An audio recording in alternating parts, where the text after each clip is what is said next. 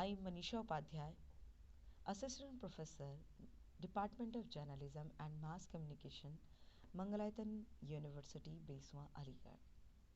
Today we are talking about Indian cinema. Especially we are talking about the silent era and talkie era of Indian cinema. We are started from the beginning of Indian cinema on 28th December 1895, two made French men by the names Louis and Augustus Lumiere presented the first display of projected motion picture to a small private audience in French.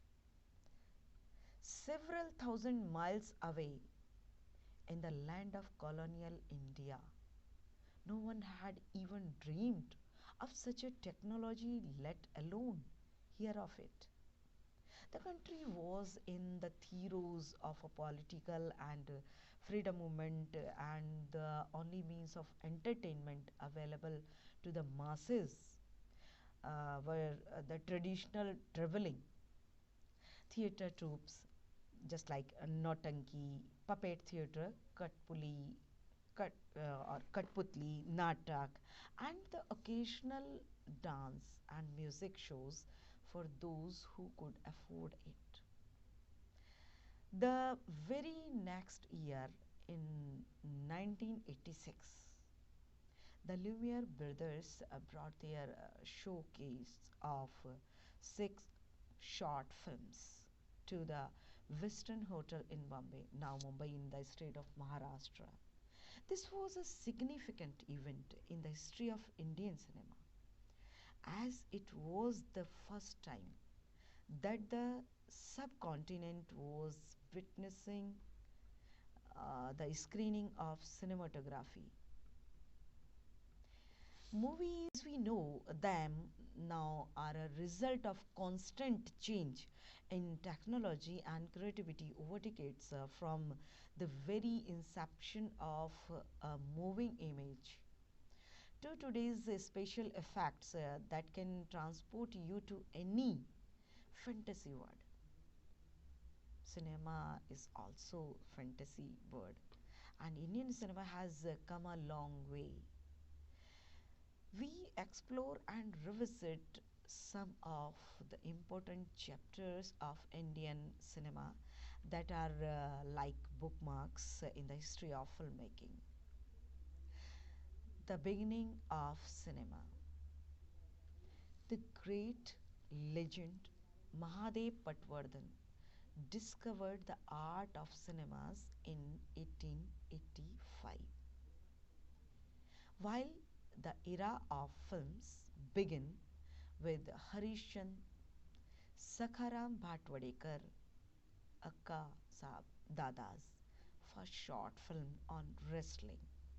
He was the first one to make a motion picture in Indian cinema, as he was one of the first witnesses to the Lumiere brothers film that premiered in Mumbai. Now we know from where the inspiration to make movies came from. After which he brought a camera and a projector and started his films journey by making films based on day-to-day life. Interestingly, his film, The Wrestlers, was shot during a wrestling match that took place in Mumbai and was the first film to be shot by an Indian. Or we can say the roots of making realistic films go back in this era, as Dada's films were mostly based on reality. Now, this is the story about the beginning of Indian cinema. Now we can talk about the silent era. It is the time of 19 to 1930. The early three decades were considered as a social protest in the history of Indian cinema, as only three big banners, namely Kohinoor Films, Prabhat Talkies, Bombay Talkies, and new theatres, to name a few, ventured into making silent films based on Indian mythology and social issues. Films like Balika Badu, Mahabharat, Ramayana, Krishna Sudama, Vichitra Gutika were made, many more. Accordingly, the first ever Indian silent film was produced and directed by the iconic filmmaker Dada Sahab Phalke. Yes, we are mentioning the very famous and most talked about movie of Indian cinema, Raja Harish Chandra. Back in the silent era, due to the lack of sound and music, actors need to put more efforts in acting, as that was the only means to express and tell their story to the audience. It is so hard, so typical. The film was a commercial success and paved the way for everything that makes up Indian cinema today. Now we are talking about talkie films. Talkie films, and I tell you, the year 1931 was considered as an experimental era for Indian cinemas with the release of India's first ever sound talkie film, Alam Ara, by Ardeshir Irani. He is from Iran. The film took months to be made and had around 7 songs. By 1934, the talkies had taken over the screens. This is new era. And in the year 1939, Pukar, the film was Pukar. Pukar was one of the first to use larger than life spectacular sets, and it was also Kamal Amrohi, Pakiza fame, Kamal Amrohi. Kamal Amrohi's first film as a script writer. While 1931 saw its first talkie film, technology was